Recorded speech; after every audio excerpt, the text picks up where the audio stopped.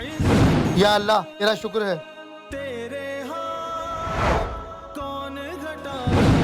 या अल्लाह तेरा शुक्र है।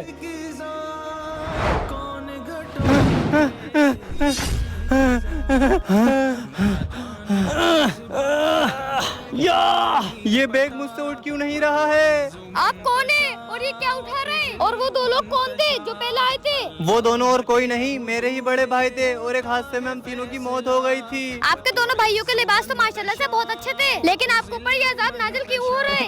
जब हम जिंदा थे। अरे अनस कहाँ जा रहे हो? नमाज का टाइम हो रहा है, पहले नमाज पढ़ो। मुझे जरा अपनी कंपनी में जाना ही पैसे जमा करने में, कल से पढ़ लूंगा नमाज।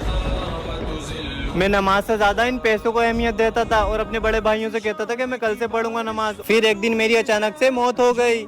इसी वजह से मैं कभी नमाज नहीं पढ़ पाया और मेरी सारी जिंदगी इन पैसे कमाने में निकल गई और गुनाह करने में निकल गई।